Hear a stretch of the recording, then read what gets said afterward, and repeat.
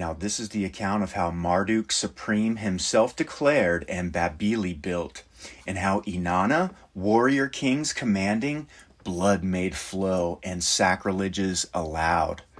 After kingship to Urim from Unig-Ki was transferred, Nanar and Ningal on the people smiled.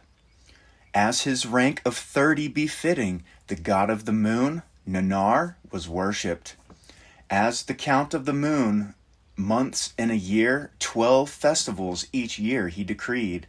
To each of the 12 great Anunnaki, a month and its festival were dedicated. Throughout the first region to the Anunnaki gods, great and lesser ones, shrines and sanctuaries were built. The people to their gods could directly pray.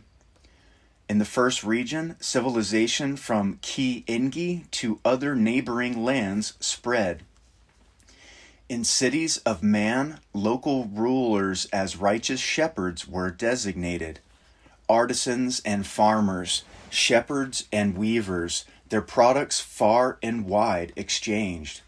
Laws of justice were decreed. Contracts of trade, of espousal and divorce were honored. In schools, the young ones studied, scribes, hymns, and proverbs, and wisdom recorded. Abundance and happiness were in the lands.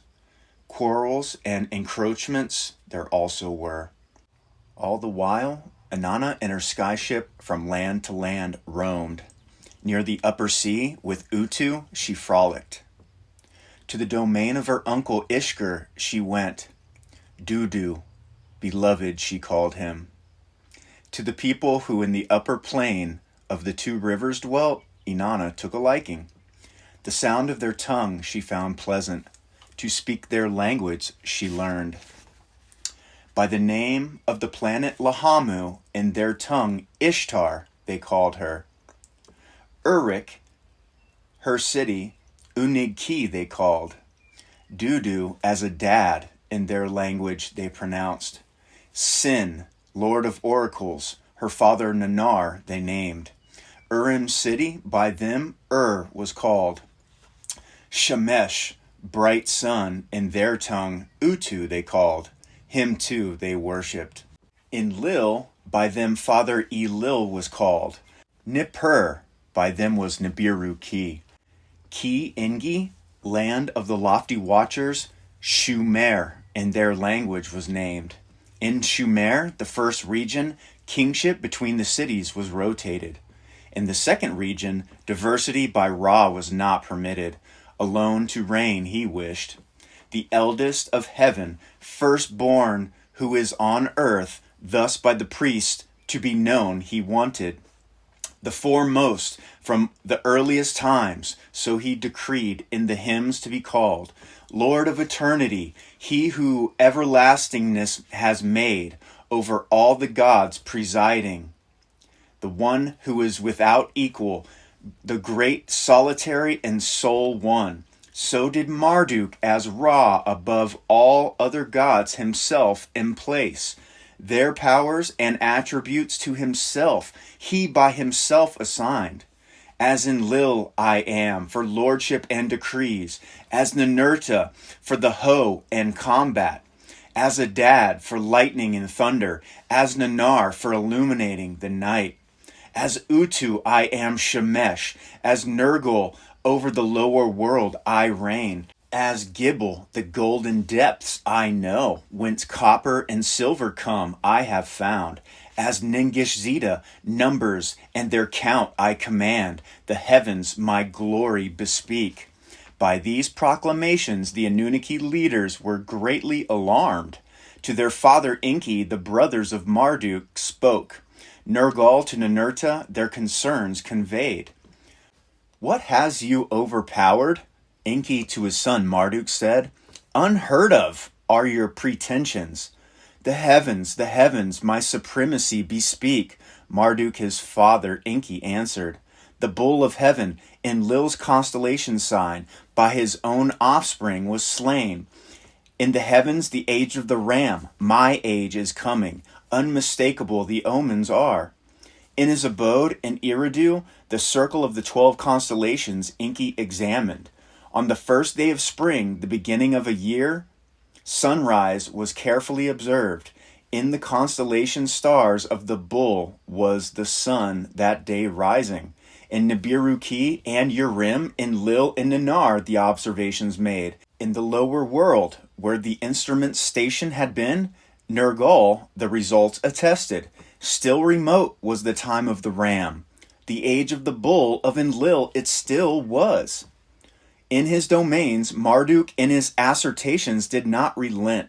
By Nabu he was assisted. To domains not his, emissaries he sent, to the people that his time has come to announce. To Ningishzida the Anunnaki leaders appealed. How to the people the skies to observe teach. In his wisdom, stone structures Ningishzida devised. Ninurta and Ishtar to erect them helped.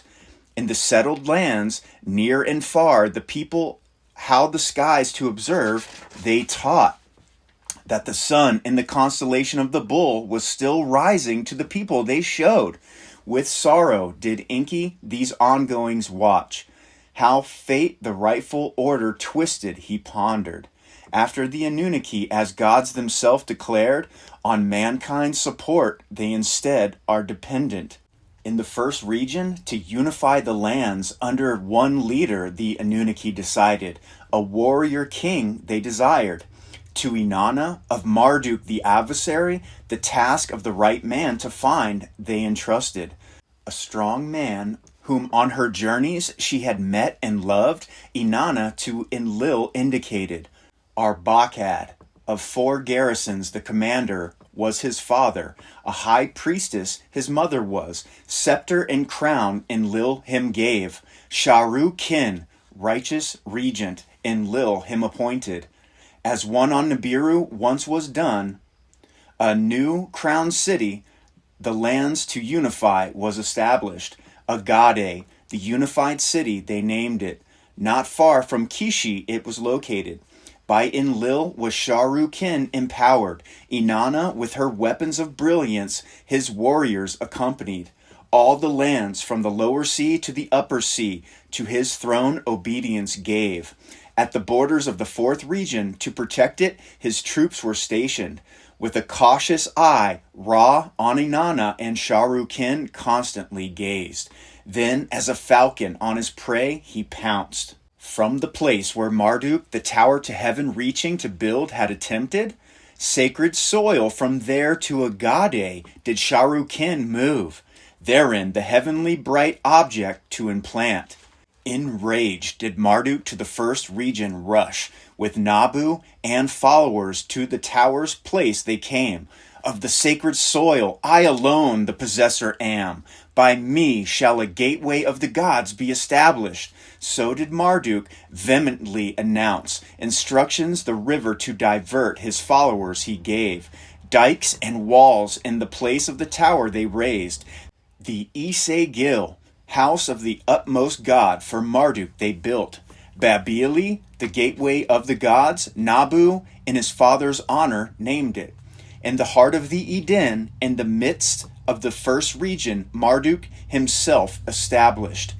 Inanna's fury no bounds knew. With her weapons on Marduk's followers, death she inflicted. The blood of the people, as never before on earth, like rivers flowed.